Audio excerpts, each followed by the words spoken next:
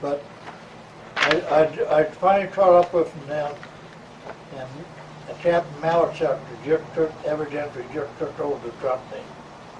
And so he called me up and he told me, he said,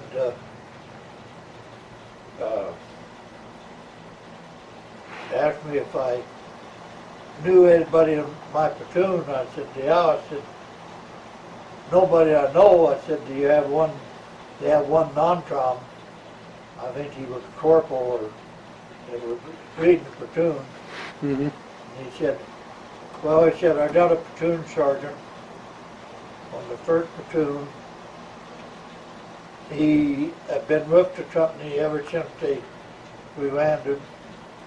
He ruined his nerve because every time we go into combat, somebody walks off. They ran off and leave him. Oh, the men leave him by himself? Yeah. And he just charged. He said, I want you to go with him and see if you can't settle him down. So I went with him, and he said, you go to platoon guide, and he said, don't stay in the back of the platoon. Stay up there in front with him. So that's what I did. We worked out fine, and that night we crept in a barn. And he had, Captain Melochick had all the mortars firing on the Germans. Just enough to keep them awake all night long. And next morning we jumped off, we met them coming back down from eating breakfast. We caught them in the foxhole Salad Creek. We took that hill and then we held it for a while, a day or so, and then they tried to drive us off. No, we tried to drive them off. They repelled us, and then they tried to drive us off. We drove them back again. By that time, we took the hill. But we went from then on up into Belgium. Oh, and all over the place. Seemed like it was forever. We settled in for the night. He went down to company headquarters to report in and talk to the captain. He came back and he was all down running. I said, what's the matter? He said, well, he said, we're back there, Captain, he put you in for tech sergeant. And I said, oh? He said, yeah. He said, I'm going to lose you. And I said, no. I said, don't be surprised. I said, you know you're going to be going home for very long. So I said, he's just doing that in case when you go home, you have all you have in me. Nah, he said, 7 Wall, 7 Platoon Sergeant Jane. He said, you're going to go there, I bet you. And I said, well, I said, even if I do, I said, don't worry about it. I said, you don't have to worry. I said, 2nd Platoon will be right there beside you all the time. And I said, you don't have to worry about it. Okay, so it didn't worry him. And that's what they did. He had captain went into the 2nd Platoon, and they asked him. He asked him. He said if they would like to have me for the platoon sergeant. Of course, they said yeah. He said he taught me out. He got us out of the hole today about you know. So captain said, all right, you got him. So then he called me up and he told me what he's doing. So I went down there. This is Melochick, Captain Melochick. Yeah. Melochick. Yeah. So I went down there and he asked me if I'd go down there, and I said, sure. I said, I'll go down there. They're good guys. So it's kind of touchy going into a new platoon where you don't know nobody, you know. That's the first time I'd ever talked to a master that day. So I went down there and they were all eating supper. And so everybody kind of quiet. Nobody said anything. This little kid was sitting there and he looked up at me and he said, Sergeant, he said, do you think it'll work? I said, what will work? He said windshield wipers on a pitch house. And that broke it, see? Yeah. And we taught, he was the, I finally, he was acting corporal, and I made him corporal. And got him promoted. Finally got him up to platoon, got him up to squad leader. And he was a little boy, but he, You remember his name? no, Yeah. it's been a while ago. Yeah. But I do remember that's where I got my bronze star, because we crossed the river, and he had got caught in the minefield. Yeah. Oh, that little, the one that went from the corporal on up to the squad leader? And he got caught in the minefield, and I went out and I picked him up. Was that the one that the kid that liked to dance all the time? Yeah. I picked him up and carried him out. That's where I had tears in it. That's the first time I'd ever got to the point that I came back, I turned to the platoon. I said, we don't take no prisoners tonight. Yeah. I don't want no prisoners taken at all tonight. Captain Melochick walked up to him, he put his arm around me and said, you don't mean that.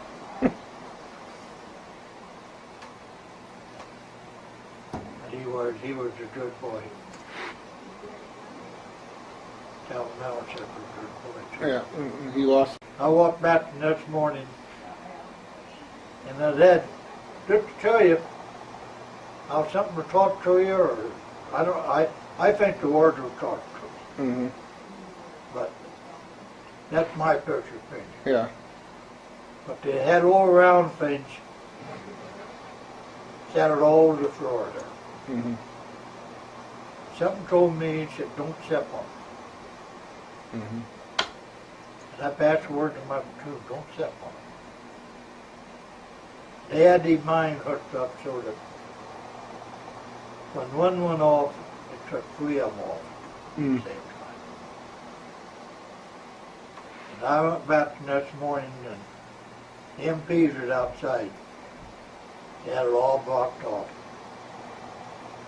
And I had left this guy and three other guys, two or three other guys, all in this shed with a medic for him to take care of him so we could get help out to him. I went back the next morning, the MPs were standing there, and they wouldn't let me go in. I said, why? He said, see these little things? Okay, one time we had took this village, and they told us, said, you don't go through and take this other village. Said, you won't have to do no fighting there. Mm-hmm. He told us, said, town's always been taken. Yeah. So we got in trucks and went down there, and we feeling pretty good. And the first thing I know, I seen two 354s Yeah. dive bombing over there out of town. And I said, uh-oh, something happened. So we got into town, and we had to fight from house to house, door to door, room to room. And what had happened, the German task force that went through there, the Germans pulled out. Mm-hmm. When the task force went through, they came back in. Yeah. So that was where I made an almost fatal mistake, in which it taught me a lesson. I never did it again. But I went past the German man on the ground. I didn't pay attention to him. And went on by him, and all of a sudden, shooting it up by him, I heard a shot. The kid behind me had shot him.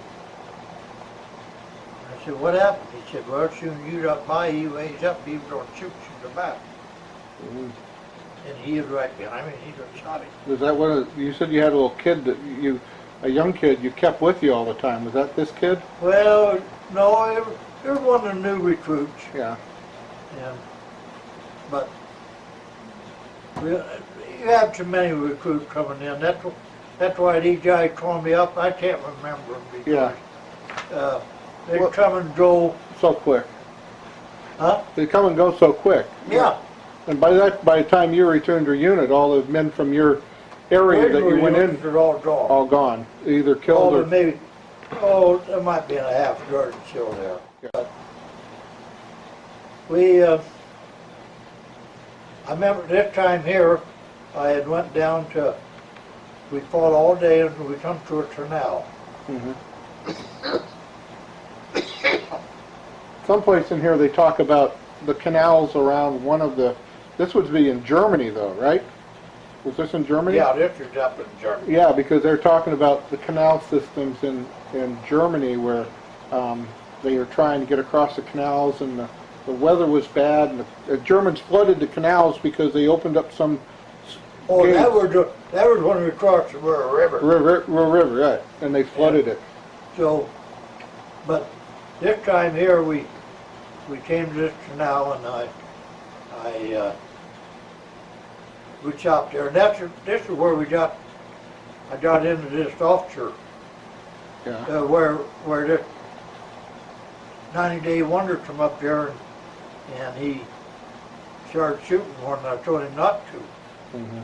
And we were sitting there, and he, that's when Captain Melochick asked me where I fought him. I said, get him out of here.